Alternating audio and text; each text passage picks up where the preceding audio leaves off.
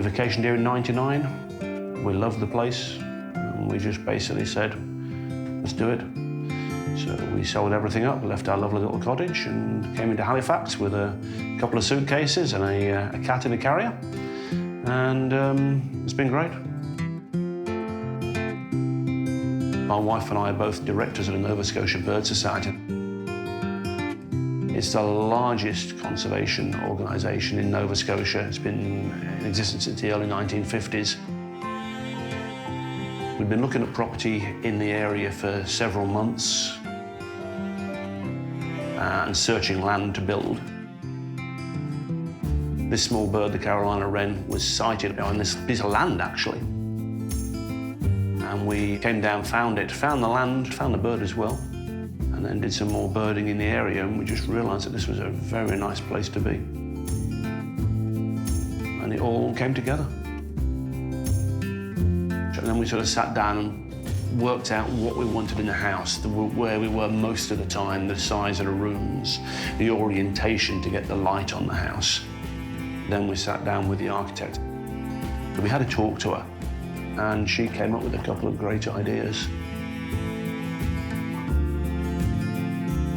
There's always something changing. You look outside, there's a boat going past, there's a supply vehicle coming in, there's a load of kayakers going. There's always something to look at.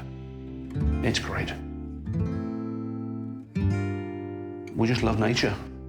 And the fresh air, the big blue skies, when it's not foggy.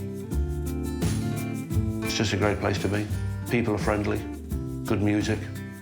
It's just a nice pace of life.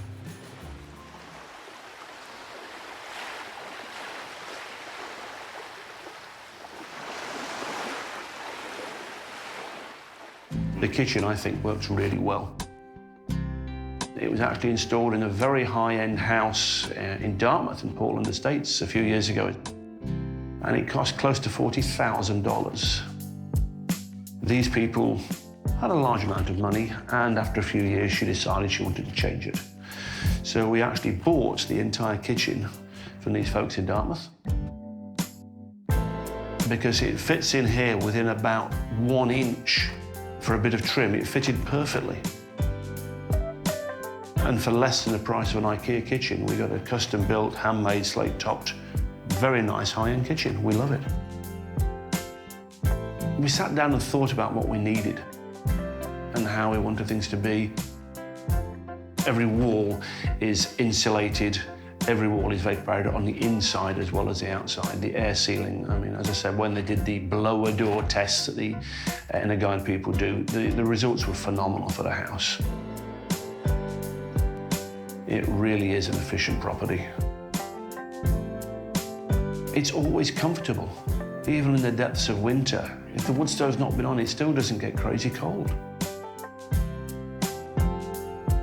All lighting's LED throughout the building, of course, inside and out. We did Cat 5 wiring in the house. We lifted the outlets up slightly higher.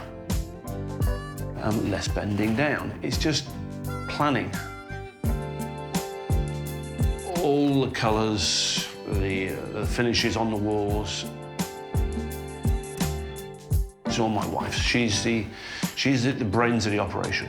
I'm the practical build things guy. So she wanted this colour here, that colour there. So she tells me what she wants in the finish and I'll just do it.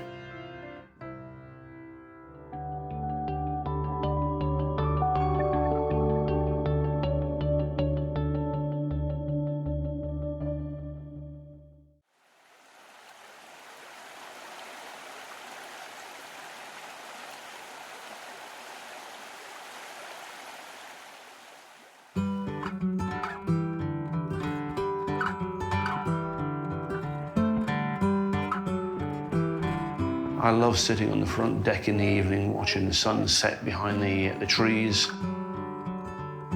It's just a great way to spend the evening between a glass of wine and the sunset. It's perfect. Just finished on the front of the house. There was a large mound of earth and rock that was left over from the construction. And due to the lead times of excavation companies, I decided, being a stubborn, crazy English guy, to move it myself by working an hour to an hour and a half a day, every day for a month, moving roughly 35 tons of soil.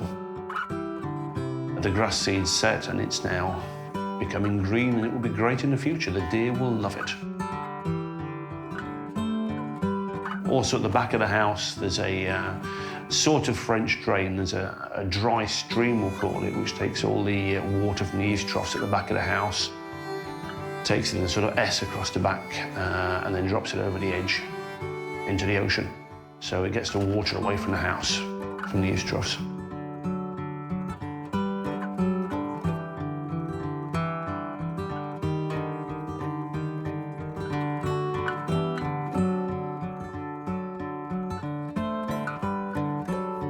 The outside was done for low maintenance, so it has got vinyl siding, not the best material in my humble opinion for the outside of the house, but the most practical for the future because you can just wash the salt off it. So we do get a lot of wind out here. My God, it howls. We're protected from all but the southeasterly, which is not a common wind direction for here. So the wind sort of loops round or over the top of the house, which is great, because we do get a few hurricanes. We've currently got a 6-point buck in the garden with 2 or 3 does that hang around with it, so deer.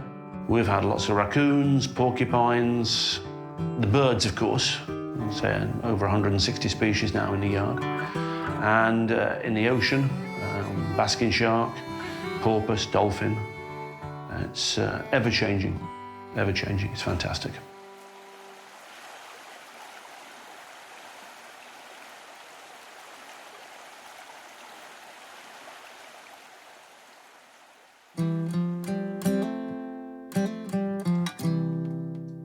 It's all about the birds. My wife and I love watching, studying, photographing birds. And there's always something changing here. Spring and fall migration are amazing.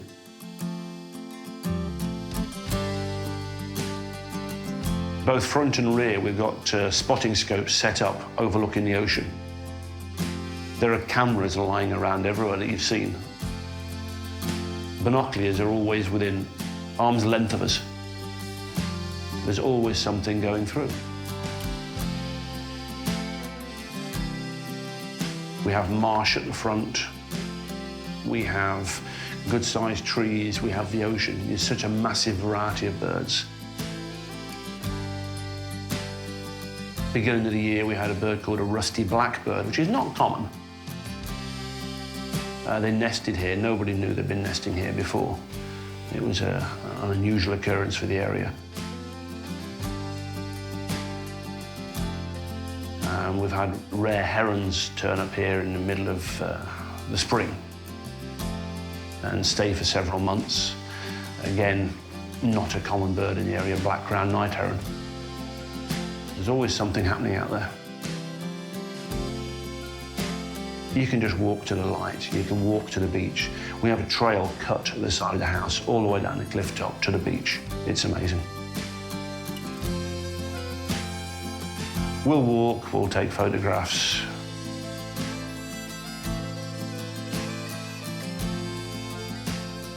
And I enjoy fishing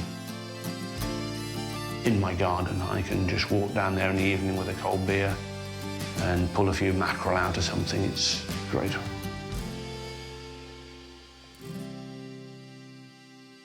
I drive some friends crazy because they're more into the wider thing.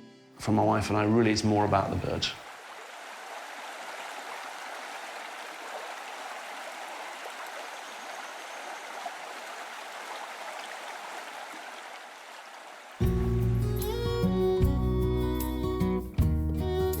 Two major challenges.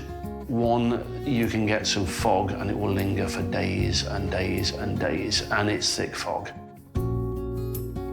And it does certainly reduce the view. But again, it's swirling, it's changing all the time. And when the moon or sun shines through it, it does look pretty spectacular, but it can get you down after a while.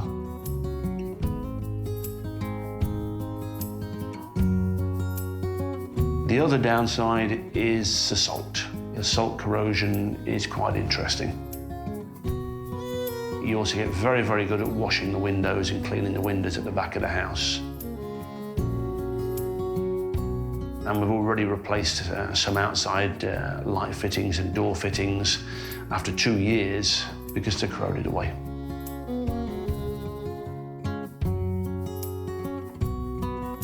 It'd be nice to get the carpet in the 2 bedrooms and the shower installed. That would be very nice. We've got 1 shower, but not the master shower yet. And the hot tub is in the future as well. That'll be quite pleasant sitting in that, watching the world go by. It's the ever-changing view. There's always something happening. It's never the same from 1 minute to the next. It's constant change and it's amazing. Home is wherever my wife and cats are. Right now it's here, and hopefully that will be the same for a long while. But if it changed, we've had change in our life before, we'll just roll with it.